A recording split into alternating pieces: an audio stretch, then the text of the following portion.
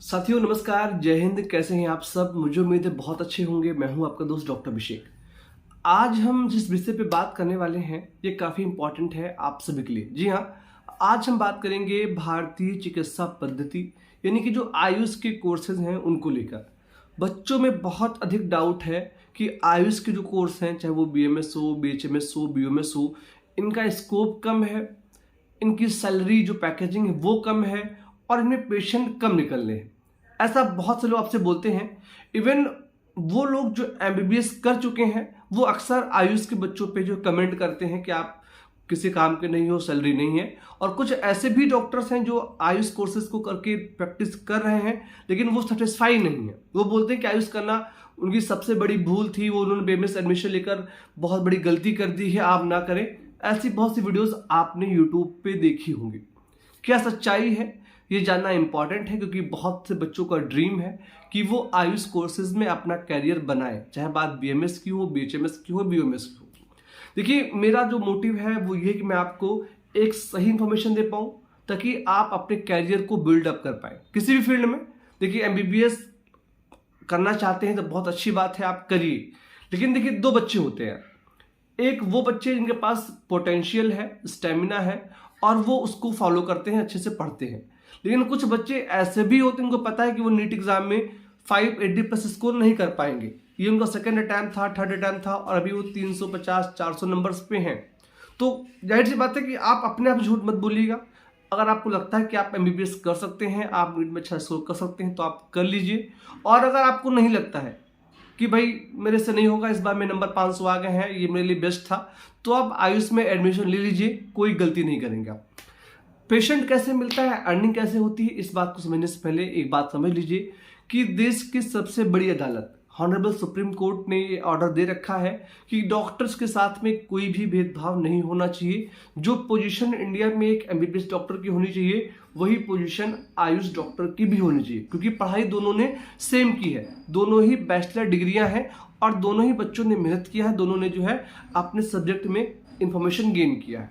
ठीक है, आयुष और होम्योपैथ में डिफरेंस ये है कि होम्योपैथ एक अंग्रेजी चिकित्सा पद्धति है, एलोपैथ पैटर्न पे फॉलो एमबीबीएस करता है, और आयुष में होम्योपैथ, आयुर्वेद ये एक अलग पद्धति है, चाहे बात यूनानी की भी हो। ठीक है, पेशेंट दोनों में होते हैं यार।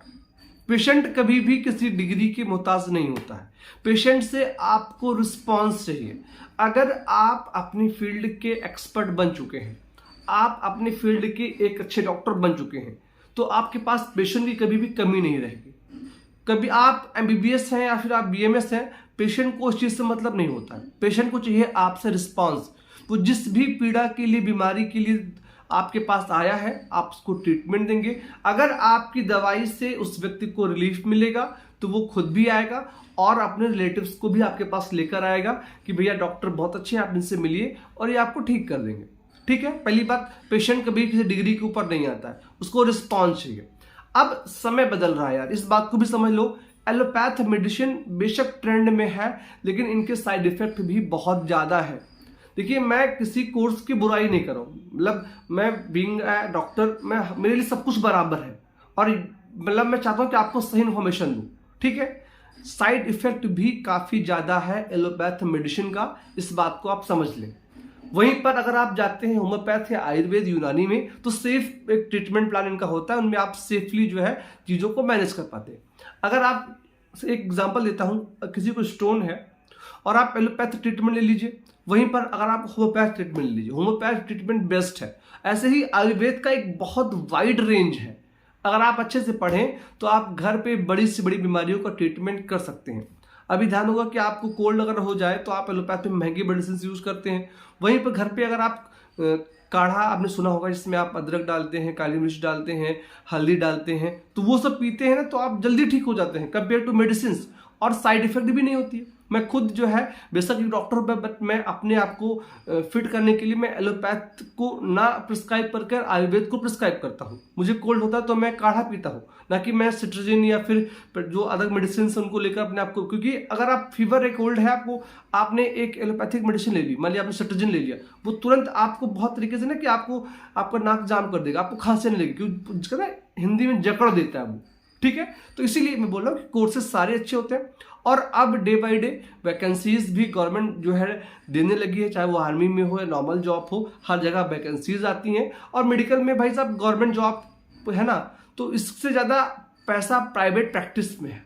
जब आप BMS कर लोगे, उसके बाद आप PG कर लोगे, और जब आप PG कर लोगे ना, तो उसके बाद आपके पास बहुत अधिक स्कोप है। Government job, private job, teaching, खुद की क्लिनिक, रिसर्च सेंटर, ठीक है ना, बहुत अधिक स्कोप है यार।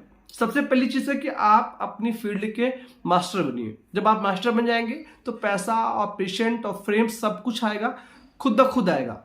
और टाइम लगता है यार। अच्छे अच्छे बच्चे जो MBBS एम्स से करते हैं, वो भी अपने सीनियर डॉक्टर के साथ में 2 साल 3 साल मेडिकल प्रैक्टिस करते हैं। आप सोचते कि आपने कोर्स कंप्लीट किया और आपकी अर्निंग स्टार्ट नहीं हुई, तो जस्ट अर्निंग किसी की स्टार्ट नहीं होती है। आपको कोर्स कंप्लीट करने के बाद कम से कम 2 साल 3 साल as a junior doctor work करना होता है। पेशेंट को डीलिंग सीखनी पड़ती है, समझना कैसे है, उसके बाद आप चीज़ों को करते हैं। तो इस चीज़ पर ध्यान छोड़िए, अच्छे से पढ़ाई करिए। अगर आपको लगता है कि आप आयुष में अच्छा कर सकते हैं तो उसको फॉलो करिए, अपने पैशन को फॉलो करिए। और अगर आप MBBS के लिए जाना चाहते हैं तो आप MBBS के लिए जाइए, नो डाउट एक अच्छा कोर्स है, सभी कोर्सेज अच्छे होते हैं। तो कोर्सेज को आपस में तुलना करना बंद कर दीजिए, ठीक है। अगर आपके पास पोटेंशियल है नीट में 600+ स्कोर करने के लिए, तो आप MBBS के लिए जाएं, BDS के लिए जाएं, अदरवाइज आप चीज़ ले लीजिए, ठीक है। तो इस वीडियो में इतना ही। आप सभी दोस्तों का बहुत बहुत धन्यवाद। Thank you so much. जय हिंद।